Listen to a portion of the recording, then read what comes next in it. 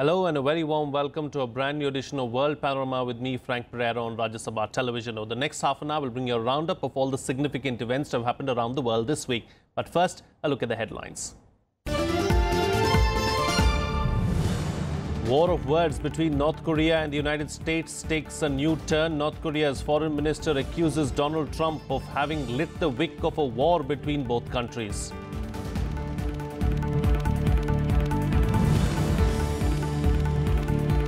Spanish Prime Minister moves towards suspending Catalonia's political autonomy and takeover of the region. Move comes in response to Catalan President Carles Puigdemont's speech making a symbolic declaration of independence.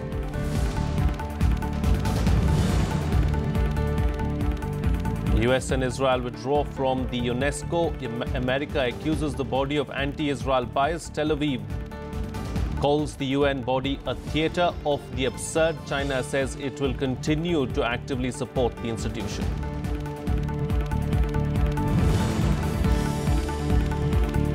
Trump administration ties future deal on allowing young undocumented immigrants to stay in America to further clamp down measures on illegal immigration, seeks funding for wall with Mexico and speedier deportations.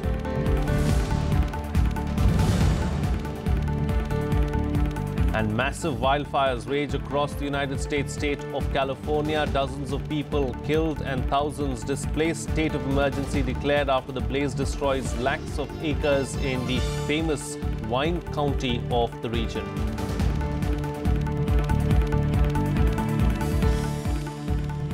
Well, the war of words between North Korea and the United States took a new turn on Thursday, with North Korea's foreign minister accusing Donald Trump of having lit the wick of a war between both countries.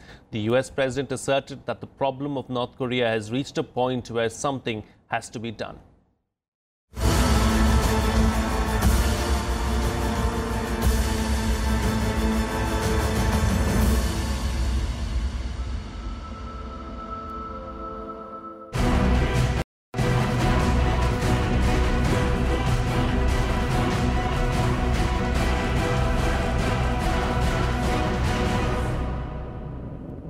US President Donald Trump has lit the wick of war.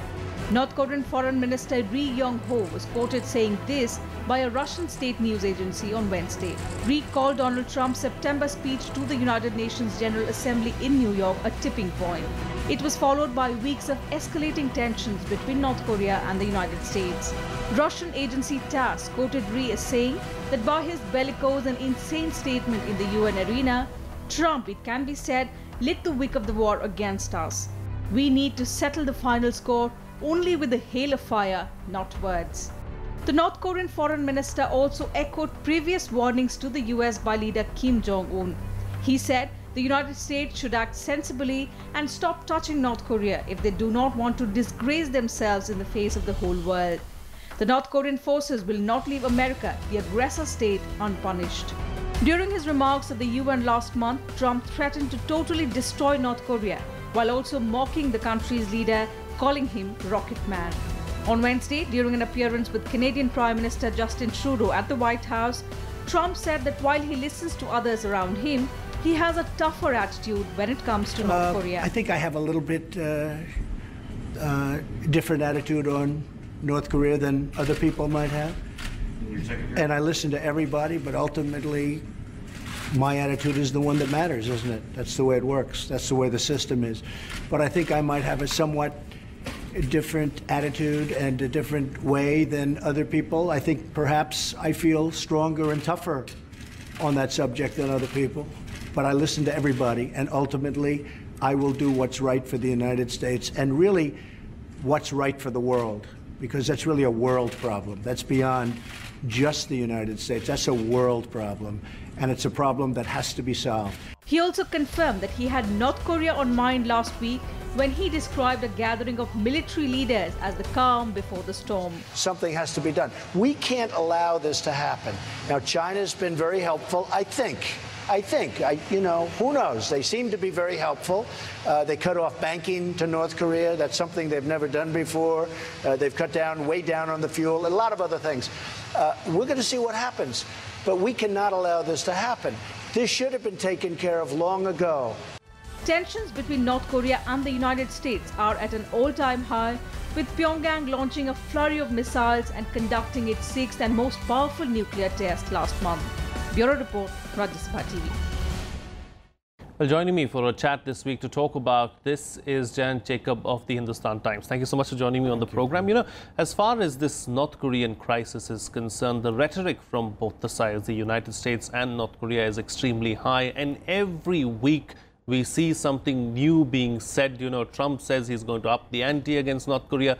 The North Koreans are saying that it is, you know, Trump's fault. Where do you see all this playing out? What's going to happen? But I think there is definitely a stepping up of war of words between these two sides, and the way President of the United States speak and the North Koreans react to it, so that is very obvious. But when you talk in terms of an all-out war happening anytime near the Korean peninsula, I don't think that is happening. The reasons, for example, now if you look at, this is a fall harvest season in North Korea. A lot of North Korean soldiers themselves go and do the harvesting, etc. So see there. And also don't forget, the nearby South Korea has more than 1 lakh American citizens.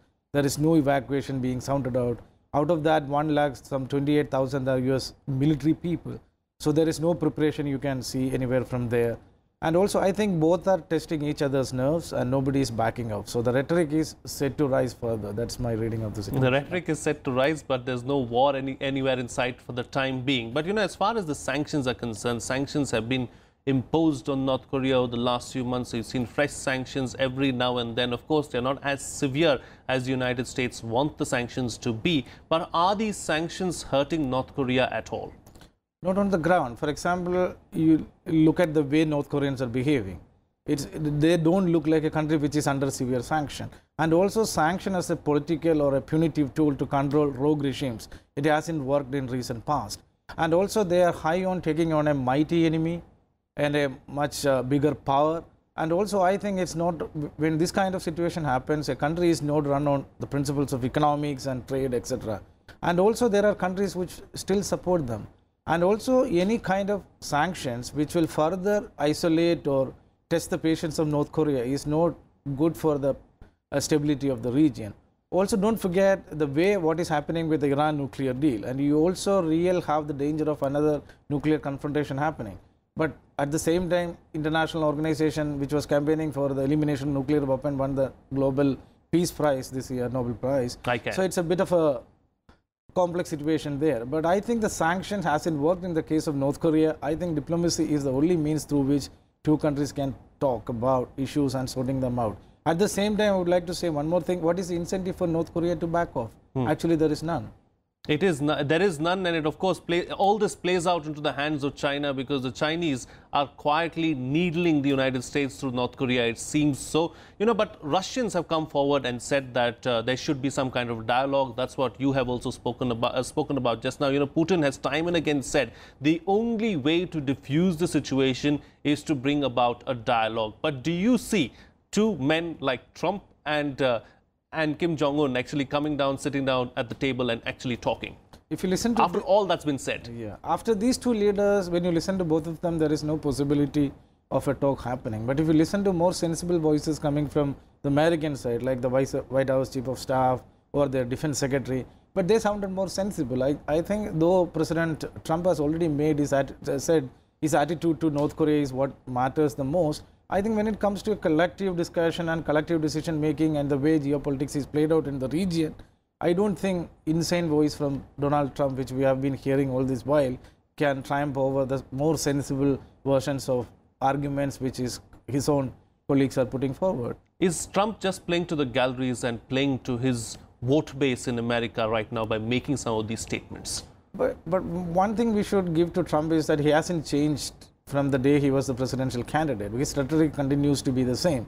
There is no difference between the president candidate Donald Trump and the president-elect and the president of the United States Donald Trump. So you can give, in a way you can argue that he is talking in the same way, he is addressing the same electorate who elected him on all this kind of rhetoric, etc. But if you look at certain things, for example, the way he has been dealing with Pakistan, if you see what he said at last, there is a bit of a change. So I think the seat of the President of the United States in every probability can make him wiser, but don't expect surprises when Donald Trump is the President of the United States. That's what I would like to say. You know, and one final question before I let you go. You know, you brought up Iran just a short while ago. Is Iran President Donald Trump's real target in all of this? You can argue that way also, but the larger danger I say is a realignment happening when it comes to the nuclear balance in the region. If you are sitting out there and you are a country like Japan, so you always can take heart in the fact that you are a treaty ally of the United States. When the United States is being threatened the way it is being threatened by North Korea, their priority will be first protecting the interest of the United States. Then it's not very easy for a country like Japan to go nuclear, but still they can think of an option. What about South Korea's treaty ally without any nuclear weapon? So I think the nuclear deterrence balance in the region is set to change.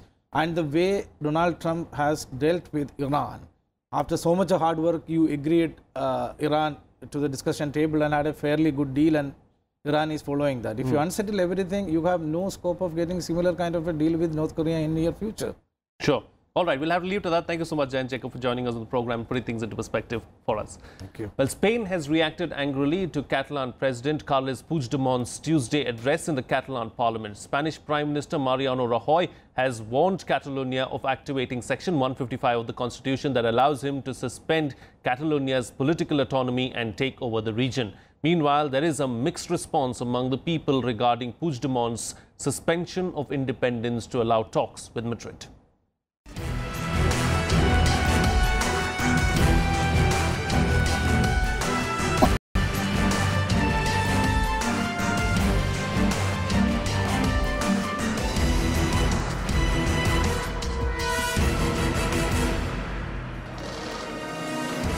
Spanish Prime Minister Mariano Rajoy on Wednesday moved towards activating Article 155 of the Spanish Constitution that would allow him to suspend Catalonia's political autonomy and take over the region. This came a day after Catalan President Carles Puigdemont suspended the declaration of independence to allow for talks with Madrid. The Cabinet has agreed this morning to require formally to the Catalan government to confirm whether it has declared independence or not, due to the deliberate confusion generated over whether it will be enacted.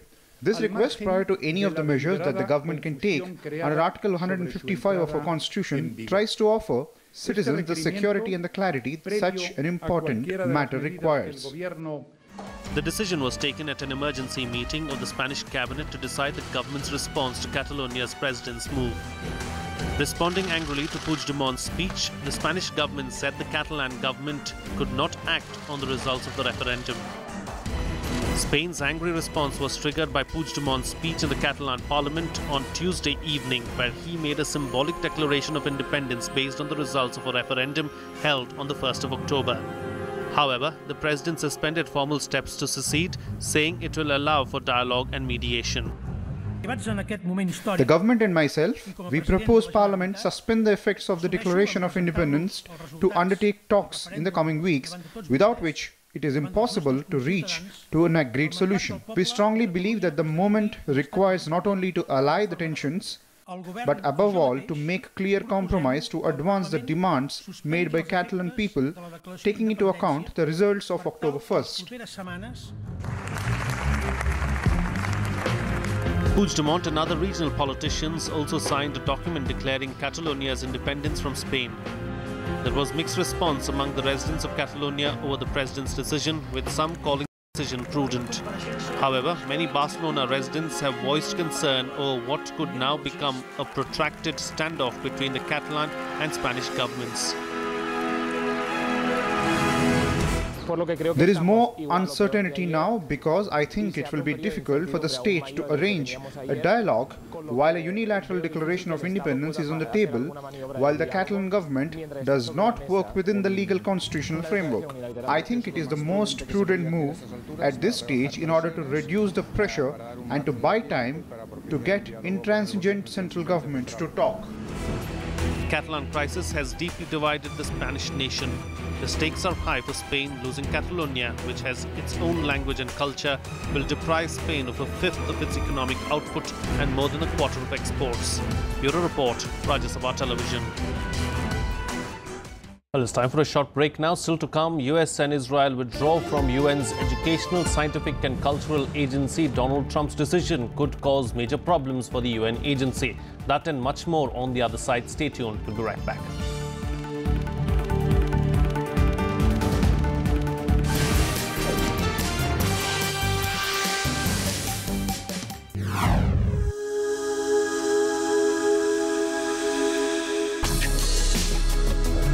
Tales that inspire.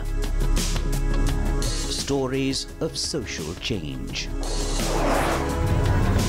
A salute to diversity. Promoting public discourse. Events that motivate. Inspiring the innovative spirit. Watch Rajya Sabha television documentaries.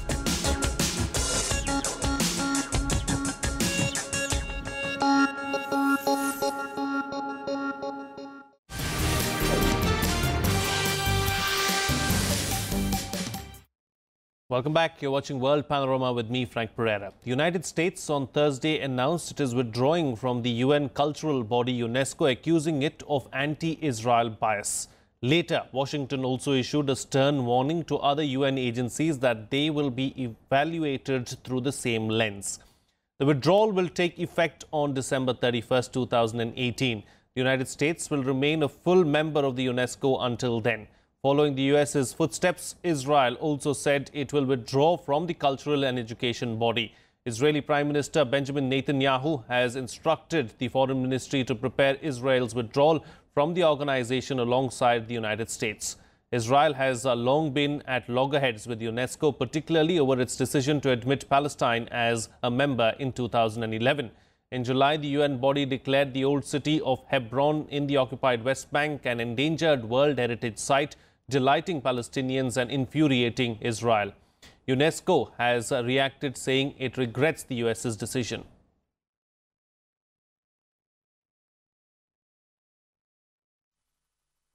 Two main issues prompted our decision. One was mounting arrears, which have been mounting since 2011 when this organization admitted Palestine as a member state. That amount in arrears is essentially unsustainable. Second issue, unfortunately, this venue has become politicized, undermining the work of UNESCO across its mandate. It's become a venue for anti-Israel bias, and unfortunately we are taking the decision to withdraw from it at this time. Well, I express my deep regret. I remember what I said in 2011 already, when the United States lost its voting rights and suspended their payment, that the United States matter for UNESCO and UNESCO matters for the United States. In fact, if you go back into history, we will see not only that United States is a founding member of UNESCO, the whole idea that you can build peace through education, science, culture, communication is basically an American idea. Not up to me, of course, to react officially to the American decision with respect to UNESCO. What I can say is that UNESCO is about promoting our ideals and values through culture, education, and science. These values and ideals are very much part of France's DNA, but also America's DNA. And this is why it is so important to have our American friends on board. I would add now more than ever, as these values are contested and as we need an America that stays committed to world affairs. So that's Meanwhile, in another controversial move, the Trump administration has issued a list of hardline immigration demands that includes funding for a wall along the southern border and a crackdown on Central American minors. The proposal is part of a deal to allow young undocumented immigrants known as Dreamers to stay in the country legally. Democrats immediately rejected the administration's priorities, calling it beyond reasonable. Here are more details.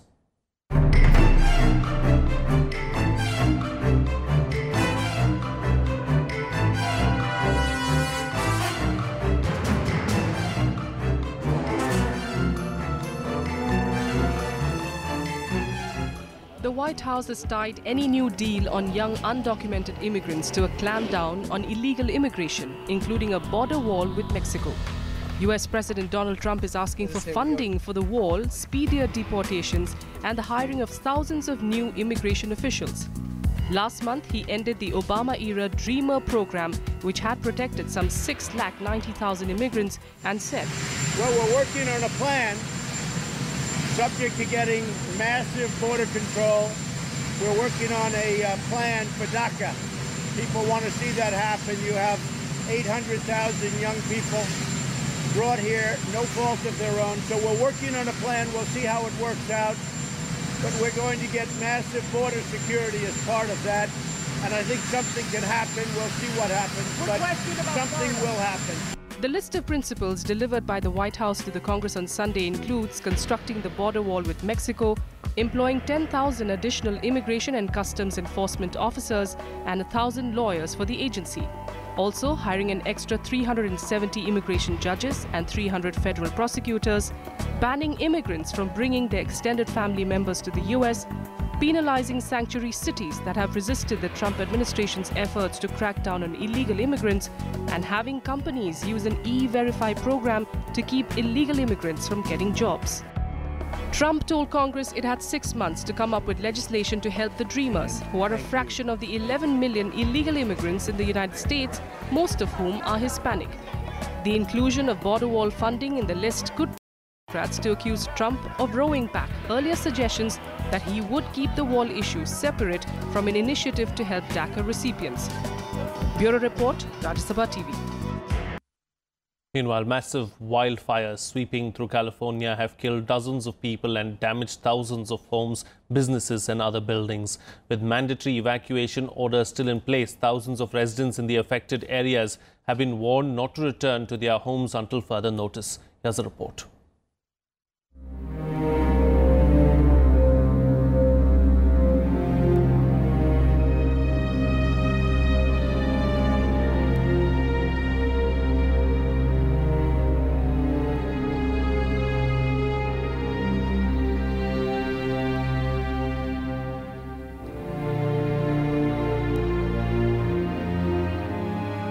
This is the Sonoma County town of Santa Rosa, the largest city in the wine country region, almost entirely decimated by one of the fiercest blazes in California.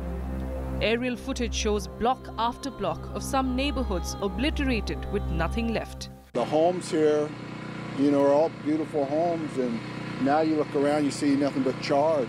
Local authorities in Napa County issued a new order on Wednesday for all residents to evacuate as the wildfires continue to set their homes ablaze. There are more than 200 wineries in Napa Valley, some of which did not escape the flames. The vineyard team, the winemaking team showed up and used all the water we had on the property, the hoses, and basically tried to get everything wet, hosed down, tried to fight the flames as best they could, but they just got overtaken and they retreated. Through Wednesday night, firefighters battled to halt the advance of wildfires. Authorities say the wind, known as the Diablo, is picking up again. The air is dry, there's no rain in sight, and the killer wildfires that have scorched the wine country of Northern California remain almost completely uncontained. Officials have warned that some of the big fires could merge, while thousands have been told to evacuate or prepare to leave their homes. Big fires in the past, this is one of the biggest, most serious, and it's not over. Over 25,000 people have been evacuated so far, and the numbers are set to rise. At least 3,500 homes and businesses and nearly 170,000 acres of land have been destroyed by the 22 blazes so far. The National Interagency Fire Center claims at least 8,000 firefighters and support personnel and 124 aircraft are battling the fires. With firefighters stretched thin throughout the state, federal agencies as well as neighboring Nevada and nearby Washington state are assisting with resources. Authorities said 1,000 fire departments from San Diego to Oregon were assisting with the evacuations. Bureau Report, Rajya Sabha TV. Well, let's now shift gears and bring you up to speed with all the sports news you might have missed in sports action. A Lionel Messi hat-trick ensured Argentina came from behind to win in Ecuador and avoid missing a World Cup finals for the first time since 1970. The 2014 runners-up began the day 6th in the group and needing a top 4 place to qualify automatically. The Barcelona forward equalized in the high-altitude Ecuadorian capital after 12 minutes. The 5-time World Player of the Year's second goal came 8 minutes later, and a fine solo goal in the second half sealed the victory and Argentina's passage to Russia. Swiss prosecutors have opened criminal proceedings into Paris Saint-Germain chairman Nasser Al-Khelaifi. The proceedings are connected to an ongoing investigation into former FIFA secretary Jerome Valcke. They relate to the sale of the World Cup TV rights to Bain Sports, of which Al-Khelaifi is chief executive. Last year, the Office of the Attorney General of Switzerland said it was investigating Valcke for various acts of criminal mismanagement. Ireland will play their first ever test match against Pakistan on home soil next May, the country's cricket chiefs announced on Thursday.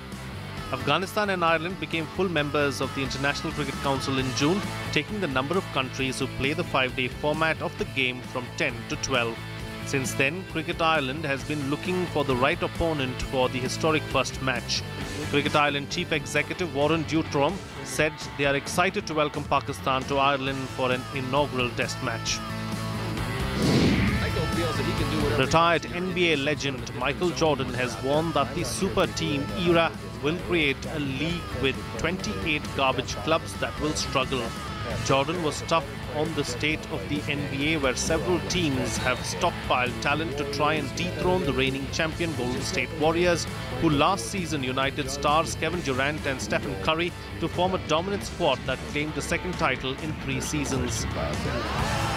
In the past few months, the Cleveland Cavaliers, Houston Rockets and Oklahoma City Thunder have added star talent to their rosters. Unseeded Caroline Garcia of France won her second title in as many weeks as she stunned new world '1 Simona Halep in the closely fought final of the China Open last Sunday. Garcia is in the form of her life and edged out the Romanian second seed 6-4, 7-6 to add the China Open to the Wuhan Open title she lifted 2 weeks ago, making it 5 WTA crowns in all. Garcia's feat was all the more remarkable because she was carrying a leg injury.